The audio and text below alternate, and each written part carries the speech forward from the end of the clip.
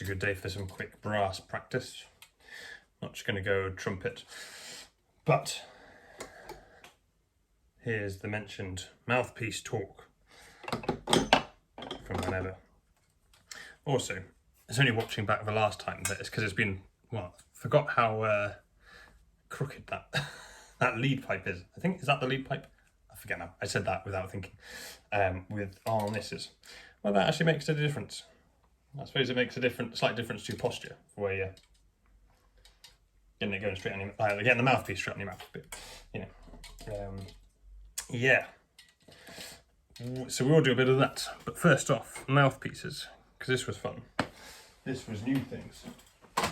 So I set about when we played the tenor horn thing. So this was the mouthpiece I've always used, which is the B&S, which is Besson and Smith. No, what is it? Oh, I didn't know, it's gone. 4/1, whatever that means, which I quite enjoyed actually.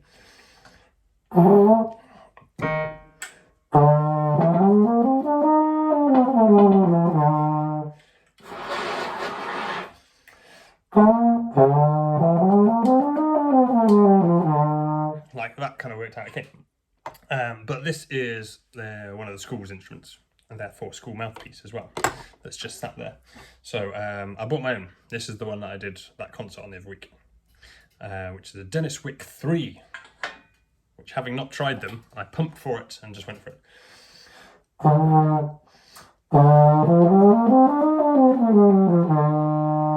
Which I found it to be okay. It wasn't a massive difference. I found it slightly better than the original one. Certainly better on the high notes. That is definitely true.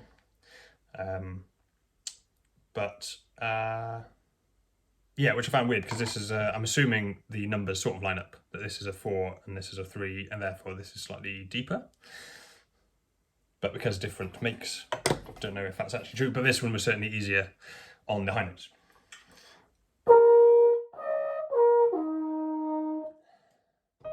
Oh, that was a casual C up the top there.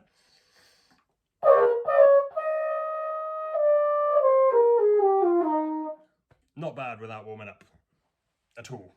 I'll take that. That was good. I did not expect that. So that's part one. So that's what I did the concert on. There was a bit of teething error, of course. Like, it does feel a bit different. So I had this one on the standby and very nearly went back to it for the concert, but I didn't. I persevered and I enjoyed that. So that was part one. Not a massive difference, but a little bit of a difference. I enjoy the Dennis Wick slightly more, which is good, seeing as that's the one that I actually bought. Other thing then is this beautiful thing, which is a Paxman 4B for the French horn. Because again, school instrument, was using a school mouthpiece. I wanted to have my own, so I didn't have to keep, like it was always clean it when I got it, clean it before I take it back, however often that might be, which was a pain. So, but this is like, probably doesn't really come across on there, but it feels like a work of art. I mean, these were effectively the same price, but this, I don't know, this just feels chunky and like a mouthpiece, but this just feels like delicate and, I don't know, artistic, whatever. I haven't actually played this yet, so obviously this one I've used for a concert. This I have not used at all. So again, I've no idea. I haven't even played French horn for a little while either, so this is going to go great. I haven't even managed, because I haven't had the French horn here, so I haven't even compared. So this was the school one, the old one, and this is the new one. Actually, the old one is very slightly longer, but I guess it's because the... is it going to actually focus it on there? Focus it on there? Like the... it's not going to focus, never mind. I mean, apart from this one being much less tarnished. This one's a lot thinner. It's a lot less weight in that, and it's a lot thinner at the top as well. So we'll see how that works out. It's actually quite a thick lip on this original one, which totally unmarked. No idea what that is. So let's get us going with the original, because I want to compare that.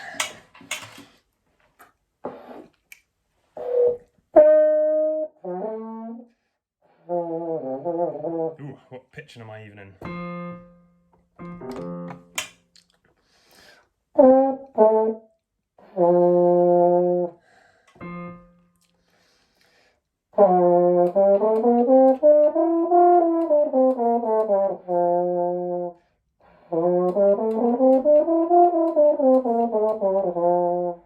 That is what it is. That feels normal. And then this is the bit I'm excited for.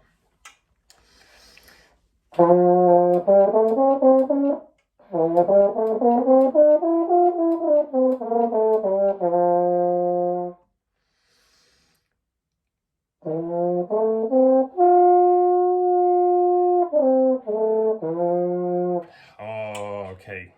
That is a good step up.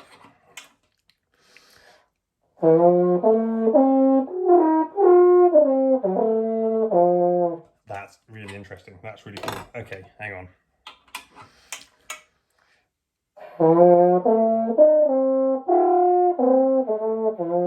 I mean, I'm still splitting notes, but my trouble with the French horn has always been it feels less stable. Like when you aim at a note, you have to really know where that note is, like with your lips, compared to like all these other brass instruments. But actually that feels a lot closer to all the other brass instruments instantly, like just how much more settled.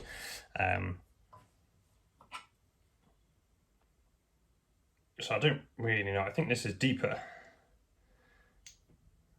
Maybe slightly more scooped, slightly more cupped rather than straight. I don't know. That is good improvements. I like this. I had this one instantly. I had this one recommended by the guy I know who actually plays French horn. So.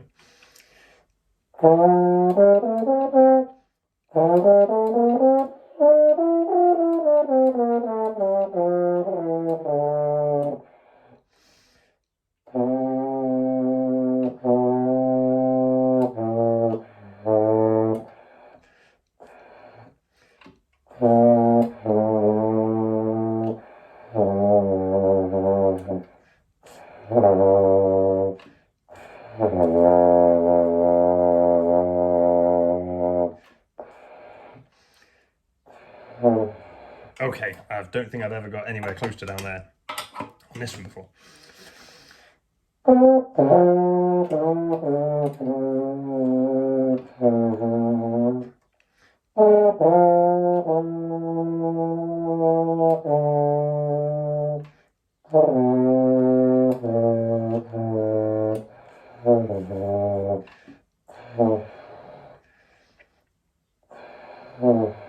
Nope, can't get that note. But actually, I even got further with that one than I've ever done before as well.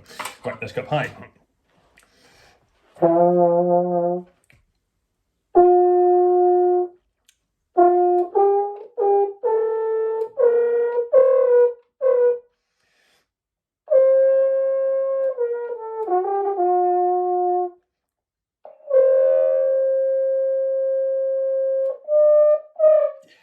What was that? That must have been... Let's transpose the keyboard so I'm actually doing this right. So that's my low C.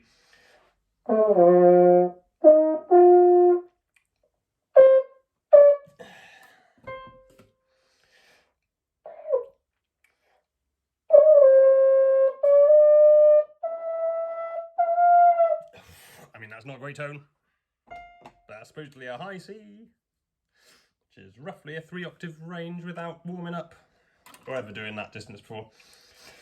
Oh,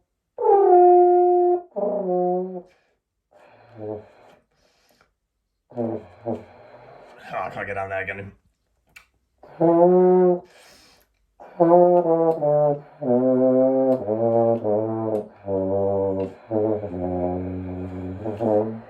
it's somewhere there. Okay.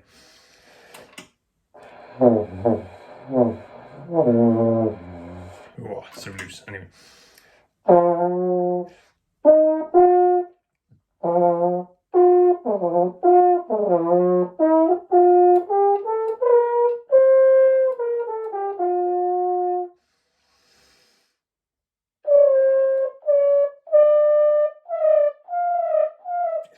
Okay, can't really get there, but that is good improvements. I like that a lot. Okay, let's try and play something. So I've got used up half my time talking about this stuff, but as I say, I was actually excited to use this mouthpiece. I just need to get a pouch now to store all these things in when I'm moving around. Anyway, let's go.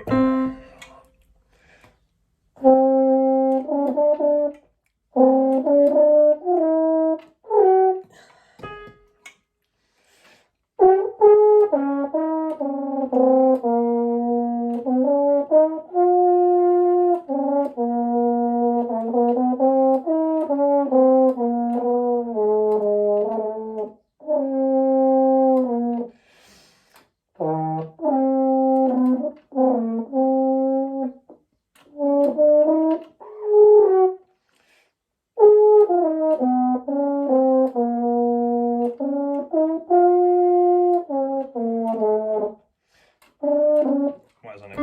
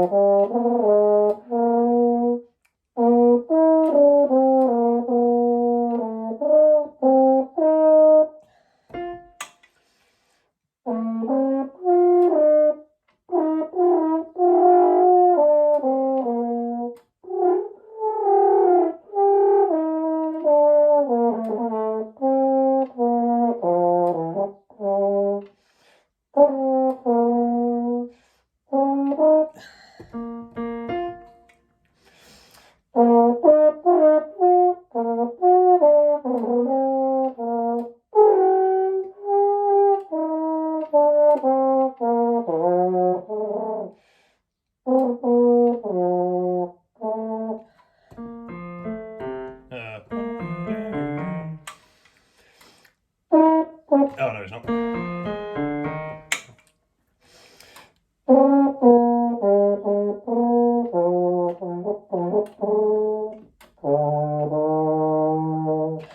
So, nice. I'm going to do a bit of practice in this.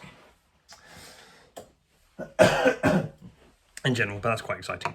That is actually a good improvement. I still massively need to practice French horn in general, but if I'm ever going to play it so much harder than the other ones, just you have to know where it's at. Whereas on all these other ones with the are more stable, it's more. I feel like I can fluff it a bit better. I don't have to know what note I'm on all the time.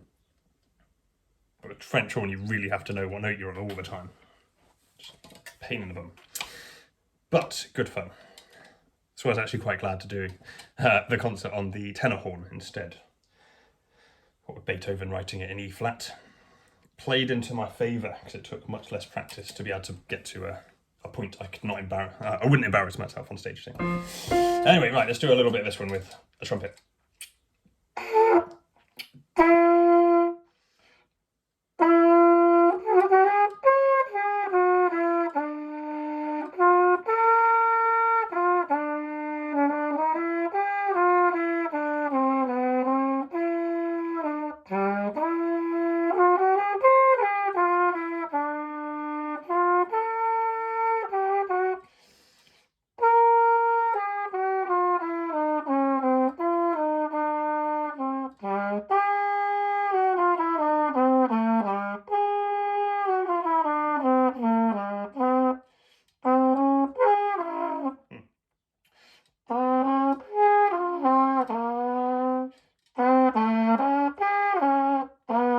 Like that bit. Okay, so that bit I played terribly on French horn, I played it terribly on here, but a lot of the rest of it. Some bits my tone wasn't great. Well, I wasn't certain how it was supposed to sound, but you can fluff your way through a lot more. Anyway, what's this bit? Let's get it.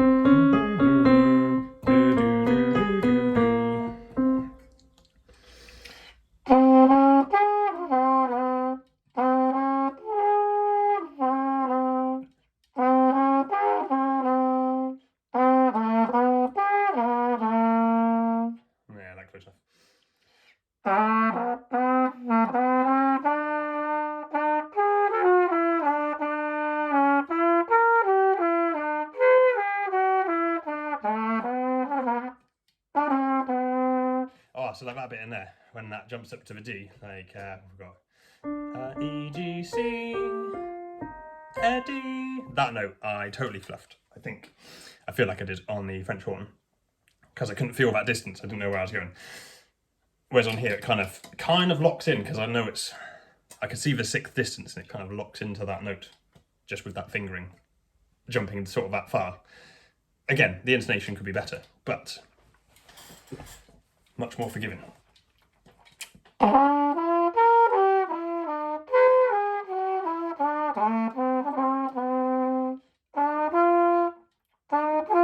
Ooh, apart from me, I'm getting on.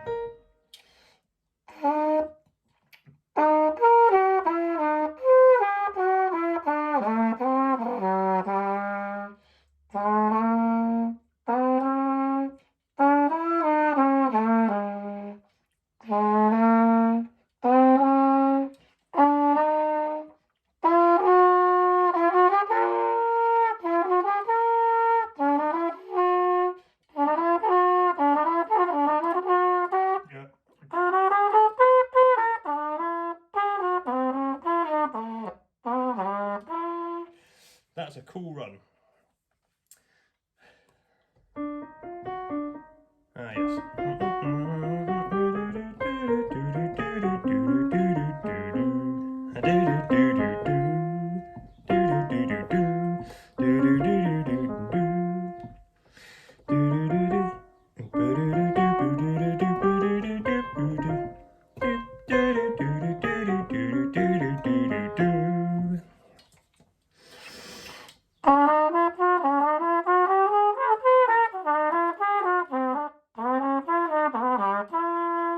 Yeah, it's good for the fingers, that.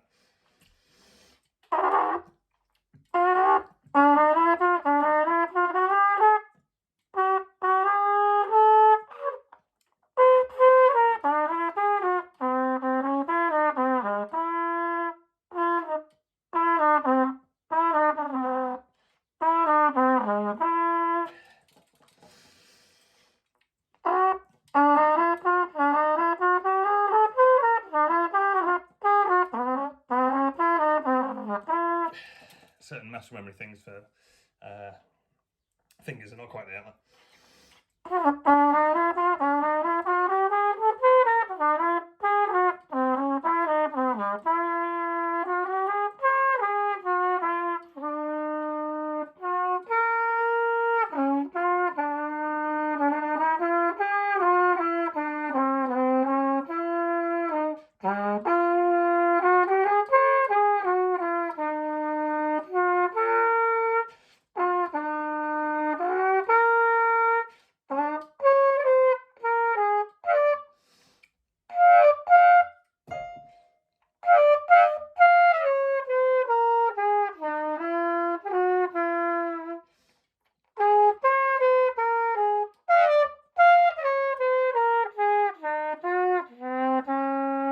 I was reaching for that G, but which isn't great. I shouldn't be reaching for the G, but it's because I'm under practiced, really. Cool. Anyway, that's it for today. I was mostly excited about mouthpieces and wanted to do a little bit of practice on trumpet. We'll get it going. Hopefully I can get some time to, post some more videos. Why not? Anyway, have a great day. I'll see you later.